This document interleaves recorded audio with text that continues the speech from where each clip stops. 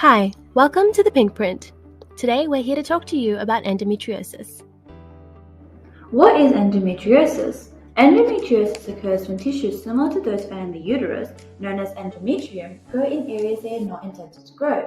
It affects the pelvic tissues, ovaries, uterus, and fallopian tubes. In rare cases, it can also affect other regions of the body, including the bowel and bladder. The endometrium is a special tissue that responds to the cycle of female hormones by shedding through the vagina during a woman's period. It regenerates in time for the following cycle. In endometriosis, the unwanted tissues interact with female hormones like progesterone and estrogen outside of the uterus. It also causes the tissues to thicken, grow, and tear while remaining trapped inside the pelvis during menstruation. This consequently causes local irritation, inflammation, and eventually the development of scar tissues. Doesn't sound like much fun now, does it? Experts do not know the exact cause of endometrial cell migration, but 5 main theories exist to try and explain it. Retrograde menstruation theory states that during menstruation, some blood-carrying endometrial cells will flow backwards into the fallopian tubes and implant into nearby tissues where they seat themselves. Dysfunction within the immune system causes immune cells that produce antibodies to no longer respond to endometrial implants, allowing them to flourish. Menoplastic theory suggests that the cells of the peritoneum, which come from the same cell line as endometrial cells, can transform spontaneously into endometrial tissue. The benign metastasis theory states that endometrial cells can travel to distant organs through the lymph and blood.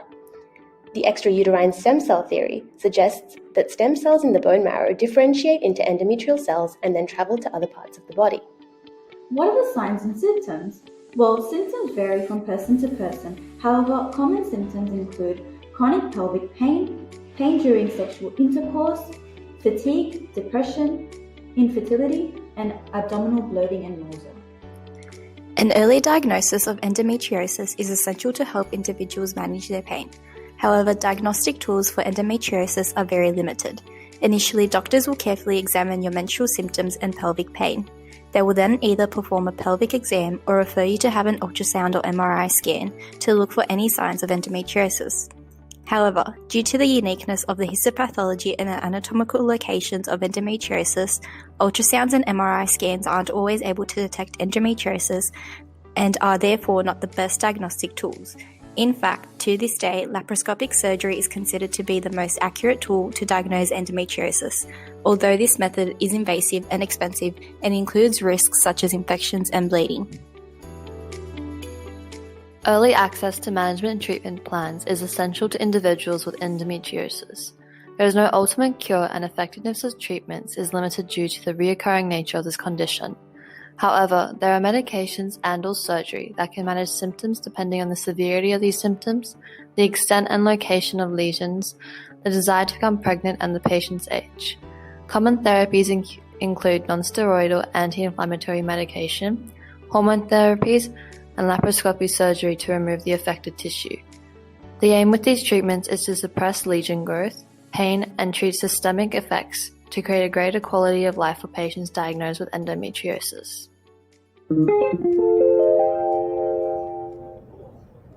It's 3 p.m. on a Saturday, 2 years since I got my first period. There I am working through a pharmacology assessment when suddenly I'm doubled over in pain, clutching my lower stomach. My brother, walking past the doorway, gives me a weird look. I spent half the week in bed, curled up in a ball with a heat pack, while the painkillers my mum gave me were useless. That weekend I booked an appointment with my family doctor. Siri, pain is normally experienced during periods. It's nothing serious. But I was in bed for 5 days. I couldn't go to school or work. Unfortunately, you're not experienced enough to know, but periods always feel like this. You can try naproxen or ibuprofen and use a heat pack. You're too young to have any serious complications. The pain was getting worse and worse each month, and no amount of painkillers were helping, so I went back to my doctor and stressed the need for further testing. It sounds like it could be dysmenorrhea. Why don't you try going on the pill? If you don't get a period, you can't get any pain. For once, it actually sounded like my concerns were heard. While the pill certainly didn't sound like a long-term solution, I thought I may as well give it a go.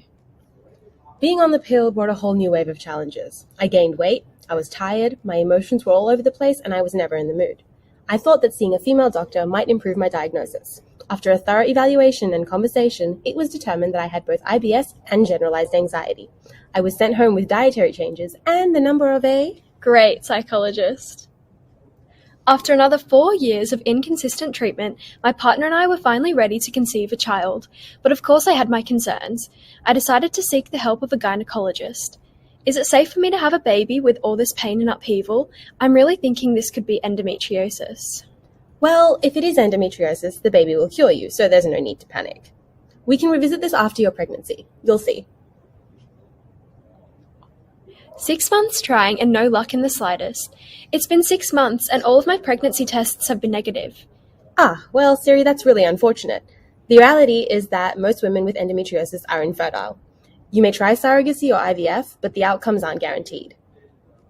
At this moment, the woman was too stunned to speak. The misinformation, misdiagnoses, and the stigma experienced in not only daily life but in the medical settings were flabbergasting.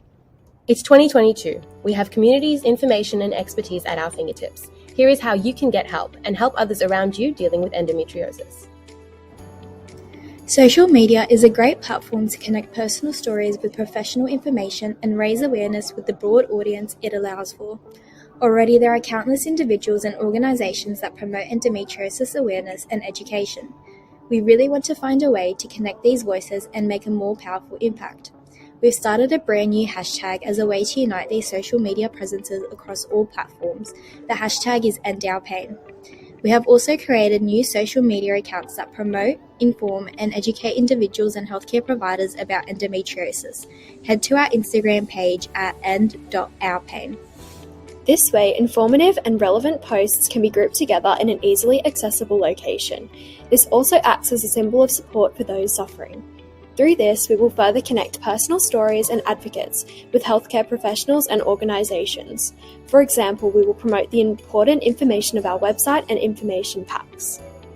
It's about joining our personal stories together to make a more impactful stance and increase awareness.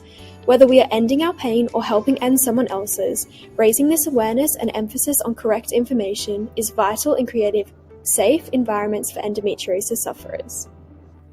We wanted to further this by creating information packs that were easily accessible and create an opportunity for conversation about period pain and endometriosis to occur in a safe and well-informed environment.